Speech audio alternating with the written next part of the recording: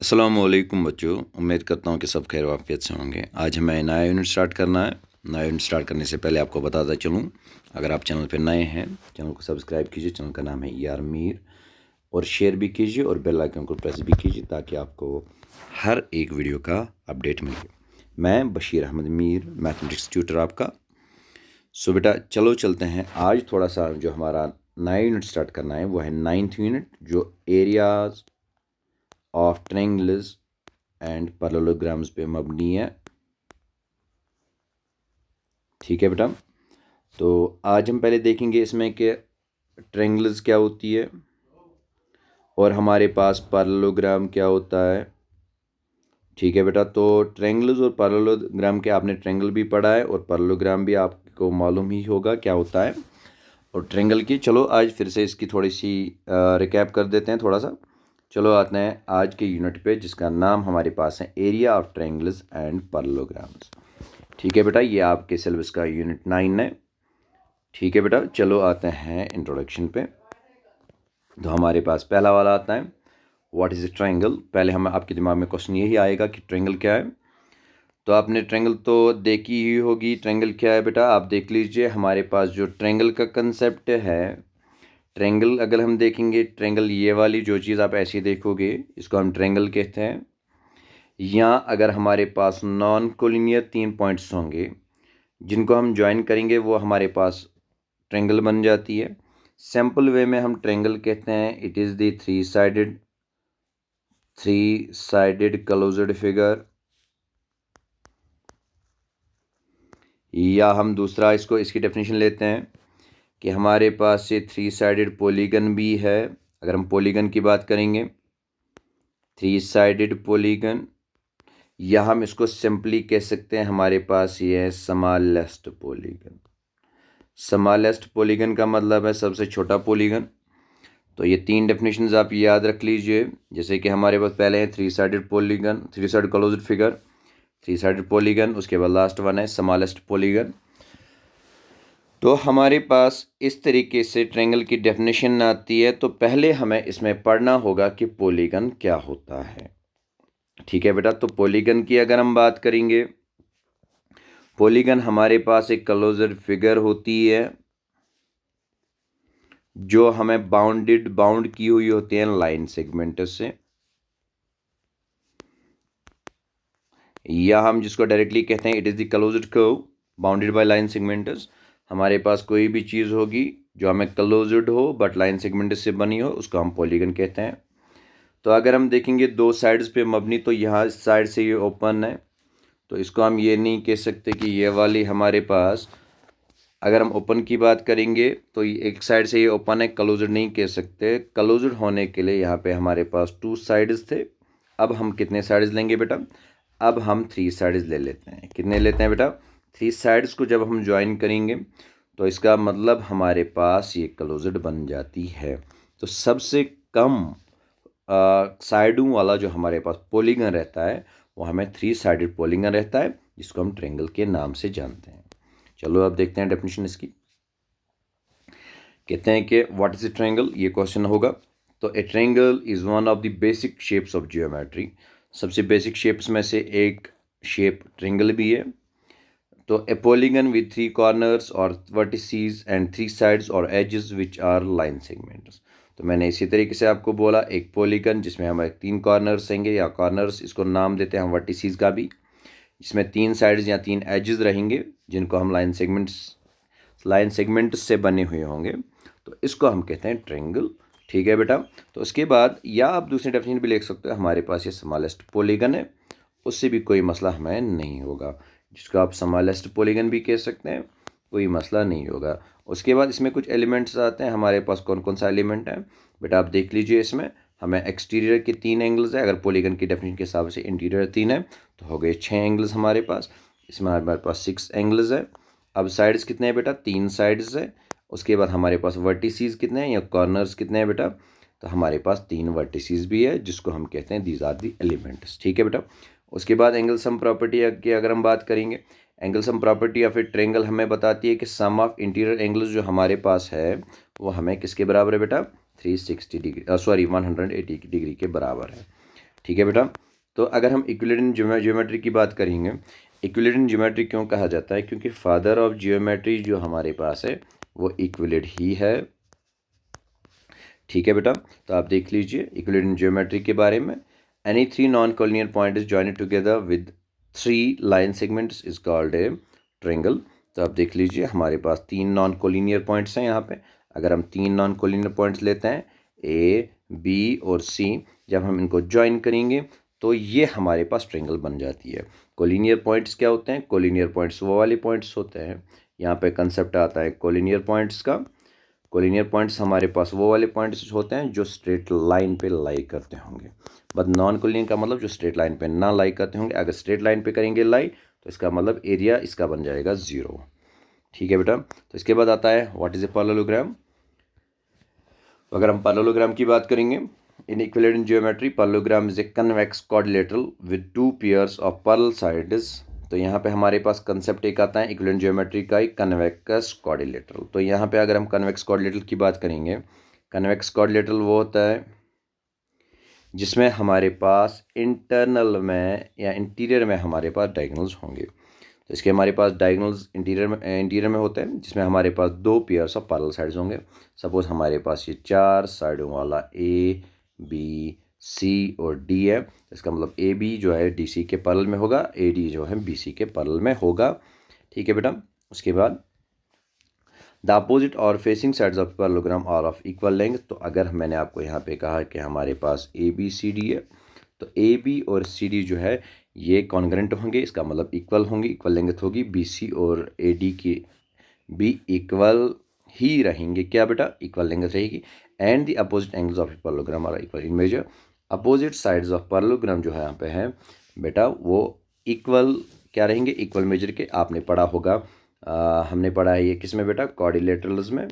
Quadrilaterals में भी हमने कुछ टर्म्स इस पे भी की थी कि prove that if the sides of the if the sides of parallelogram are equal then the opposite pair of angles are equal। ठीक है बेटा, तो आप देख लीजिए यहाँ पे अगर हम ये वाली फिगर देखेंगे यहाँ पे, तो ये वाला इस वाले opposite side equal and parallel है, तो इक्वल एंड पैरेलल है तो या हम इक्वल एंड कॉन्ग्रुएंट कह सकते हैं। तो ये भी अपोजिट एंगल्स भी इक्वल एंड कॉन्ग्रुएंट रहेंगे। ठीक है बेटा, तो अब हम थोड़ा सा समझेंगे किसके बारे में कि एरिया फिगर्स होता क्या है। तो area is a count of how many unit square feet inside a figure. तो इसका मतलब अगर हमारे पास एक फिगर है तो इसमें कितने स्क्वायर यूनिट्स फिट होंगे उसको हम एरिया कहते हैं। To fully understand this classic definition of areas we need to picture the unit square.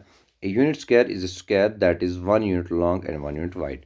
तो हमें यहाँ पे एक कंसेप्ट आता है बेटा, इसको ज़्यादा समझने के लिए हमारे पास पहले कंसेप्ट आता है स्क्वायर यूनिट स्क्वायर क्या होता है। तो यूनिट स्क्वायर एक स्क्वायर होता है जिसकी हमारे पास लेंथ जो है वो भी 1 यूनिट होगी और विड्थ या ब्रेड्थ भी 1 यूनिट ही होगी। ठीक है बेटा, तो इसका मतलब हमारे पास लेंथ भी 1 यूनिट आएगी और हमारे पास विड्थ या ब्रेड्थ जिसको हम कहते हैं वो भी 1 यूनिट आएगी। So it can be 1 inch into 1 inch या 1 मीटर इंटू 1 मीटर, या तो आप कोई भी इंपीरियल यूनिट ले सकते हैं। ठीक है बेटा, या मेट्रिक यूनिट भी ले सकते हैं। 1 यार्ड 1 यार्ड, 1 फीट और 1 फीट। आप यहाँ पे देख लीजिए, ये वाला देख लीजिए बेटा आप, ये वाला यहाँ पे भी लेंथ भी एक ही और ब्रेड्थ भी सेम ही है यहाँ पे। अब हम ट्रायंगल की एरिया की बात की, एरिया की बात थी, अब हम एरिया ऑफ ट्रायंगल्स की बात करेंगे। So area of triangle is always calculated by half of its base multiplied to its corresponding height. तो बेटा देख लीजिए हमारे पास कुछ चीज़ें हैं इसमें जिसमें हम क्या करते हैं बेटा, आप देख लीजिए हमारे पास बेस आती है और यहाँ से कुछ कॉरस्पॉन्डिंग हाइट भी ले लेते हैं। तो हमने एरिया इसका कैलकुलेट किया 1/2 ऑफ बेस इंटू हाइट। तो बेस जो हमारे पास बी है इसको हम हाफ करेंगे और कॉरस्पॉन्डिंग जो हाइट रहेगी इसको हम एच जो हमारे पास it is the vertical height जिसको हम कहते हैं, या सिंपली हाइट कहते हैं, या हम अल्टीट्यूड भी कभी कभार कहते हैं। ठीक है बेटा, तो इस तरीके से हम इसका एरिया निकाल सकते हैं। सो हमारे पास एरिया ऑफ ट्रायंगल निकालने के लिए area 1/2 of base into height formula है, इस तरीके से निकाल सकते हैं। तो अब यहाँ पे दूसरा कंसेप्ट हमारे पास आता है एरिया ऑफ पैरेललोग्राम्स का। The area of parallelograms is got by multiplying it is base to its corresponding altitude और हाइट। तो सपोज हमारे पास एक पैरेललोग्राम है, ये हमारे पास एक पैरेललोग्राम है, यहाँ पे इसकी बेस है और कॉरस्पॉन्डिंग हाइट कोई भी ले लीजिए। तो जब हम बेस को मल्टीप्लाई करते हैं हाइट के साथ, जब हम बेस को मल्टीप्लाई हाइट के साथ करते हैं तो तब जाके हमें एरिया आता है किसका बेटा? एरिया हमें आता है पैरेललोग्राम का। सपोज़ अगर हम बात करेंगे पैरेललोग्राम की बेस जो है दैट इज़ 24 या 20 सेंटीमीटर और हाइट इसकी है 10 सेंटीमीटर। सो इसका एरिया जो आएगा दैट इज़ 20 इंटू 10, 20 10 आर 200। अगर हम मीटर की बात करेंगे तो यहाँ से मीटर स्क्वायर आएगा, तो मतलब अगर हम सेंटीमीटर की बात करेंगे तो सेंटीमीटर स्क्वायर ही आ जाएगा। सो अब यहाँ पे कुछ ऐसी चीज़ें हैं जो आपको समझनी है, जैसे कि हमारे पास कॉन्ग्रुएंस का कंसेप्ट आएगा। कॉन्ग्रुएंस क्या होता है बेटा? कॉन्ग्रुएंस क्या होता है? If two figures have the same shape and the same size they are said to be congruent figures. तो इसका मतलब अगर हमारे पास दो शेप्स हैं, इनकी सेम शेप भी है और साइज़ भी सेम है, तो तब जाके हम कह सकते हैं अगर इन दोनों की सेम शेप है, दोनों अगर ट्रायंगल्स है तो दोनों ट्रायंगल्स ही रहें, दोनों क्वाड्रिलेटरल्स हैं क्वाड्रिलेटरल्स ही होंगे। तो अगर इनकी शेप सेम है दैट मीन्स ये वाला साइड इस वाले साइड के बराबर होगा, ये वाला साइड इस वाले साइड के बराबर होगा, ये वाला साइड इस वाले साइड के बराबर होगा, और सारे एंगल्स साइड्स भी इक्वल रहेंगे और सारे साइड्स भी साइड एंगल्स भी इक्वल रहेंगे, तब जाके हम ये कह सकते हैं कि ये they are congruent. Congruent figures are extract duplicates of each other. तो इसका मतलब हमारे पास कॉन्ग्रुएंट फिगर्स जो है ये एग्जैक्ट डुप्लीकेट्स एक दूसरे के होते हैं। ठीक है बेटा? तो हम क्या कह सकते हैं कि अगर आप रियल लाइफ की एग्जाम्पल ले लेते हैं, अगर अपने आप को आप किस में देखते हो? आईने में देखते हो। आईने में अगर आप अपने आप को बड़े वाले आईने में देखेंगे तो आपकी जो शेप आएगी वो वैसी ही आएगी जो आपकी वहाँ पे है, तो हम कॉन्ग्रुएंट कह सकते हैं। बट उसके बाद one could be fitted over the other so that corresponding parts coincide. तो इसका मतलब अगर ये वाली फिगर और ये वाली फिगर थी तो ये एक दूसरे के ऊपर फिट हो जाएंगे, तब जाके जो इसके कॉरस्पॉन्डिंग पार्ट्स हैं, ये वाला एंगल इस पे फिट आएगा, ये वाला एंगल इस वाले फिट पे, दोनों इसके एंगल्स जो हैं वो कोइंसाइड करेंगे और इसके साइड्स भी एक दूसरे के साथ कोइंसाइड करेंगे। तो उसके बाद the concept of congruent figures apply for to any figure of any type. तो कॉन्ग्रुएंट जो फिगर्स का कंसेप्ट है ये किसी भी फिगर, किसी भी टाइप की फिगर्स पे क्या होगा बेटा? ये कंसेप्ट फिट होगा। अगर हम बात करेंगे यहाँ पे आप congruence in mathematics, two figures have the same shape and same size they are said to be congruent figures. अगर हमारे पास दो शेप्स हैं, सपोज यहाँ पे ABCD है और PQRS है, इनकी शेप अगर सेम है तब जाके हम क्या कह सकते हैं बेटा? इनकी साइज़ और शेप सेम है, तब जाके हम कह सकते हैं कि they are congruent figures. For example rectangle ABCD, यहाँ पे रेक्टेंगल है और यहाँ पे रेक्टेंगल PQRS है, they have the same shape and the same size. इनका शेप भी सेम है बेटा और इनका साइज़ भी क्या है बेटा? ये सेम है, तब जाके हम ये कह सकते हैं दे आर कॉन्ग्रुएंट। और यहाँ पे AB PQ के बराबर होगा, ठीक है, और रिलेटिव पोजीशन में भी होगा, कोई मसला नहीं। तो उसके बाद हमारे पास हम ये कह सकते हैं कि AB और PQ जो है ये कॉरस्पॉन्डिंग साइड से और ये इक्वल रहेंगे। उसके बाद अगर हम ट्रायंगल्स की बात करेंगे, कॉन्ग्रुएंस इन ट्रायंगल्स, तो congruent triangles have the same size and the same shape. अगर हमारे यहाँ पे पास है ABC और यहाँ पे है DEF, तो इनके जो है हमारे पास हैं सेम शेप है, सेम साइज़ है, तो इसका मतलब DE जो है ये AB के बराबर होगा, FE BC के बराबर और AC DF के बराबर होगा। ठीक है बेटा? तो उस तरीके से हम कह सकते हैं हमारे पास कुछ रूल्स भी है इसको प्रूव करने के लिए जो आपने ट्रायंगल में पढ़े होंगे। There are 5 types of congruence rules: side side side, side angle side angle, या साइड एंगल या एंगल साइड एंगल, और RHS जो हमारे पास है ये राइट हाइपोटेन्यूज एंड साइड, ये राइट हैंड साइड नहीं है बेटा, ये हमारे पास है राइट हाइपोटेन्यूज और साइड, दैट मीन्स ये हमारे पास राइट एंगल ट्रायंगल्स में काम आता है। ठीक है बेटा? इसके बाद हमें कुछ थ्योरम्स पढ़नी है रिलेटेड टू द कॉन्ग्रुएंस। ठीक है बेटा? तो इसमें हमें पहली थ्योरम पढ़नी है if two figures are congruent. अगर हमारे पास दो फिगर्स कॉन्ग्रुएंट है, they have the same area, तो इनका एरिया जो है सेम है। बट अगर दो ट्रायंगल्स का एरिया सेम है तो they no need to be congruent, वो कॉन्ग्रुएंट नहीं हो सकते हैं। तो आप यहाँ पे देख लीजिए, अगर हम AB की बात करेंगे, फिगर AB आर कॉन्ग्रुएंट, ये दोनों कॉन्ग्रुएंट है तो इनका एरिया भी सेम ही रहेगा। बट इसका कन्वर्स जो हमारे पास है, ये भी एक फिगर है CD, हमारे पास दो फिगर्स है, they have the equal area तो बराबर है, but in they are not congruent क्योंकि इनकी शेप जो है डिफरेंट है। तो हम कहते हैं यहाँ पे but its converse is not true, that means if two figures have equal area then they are not congruent.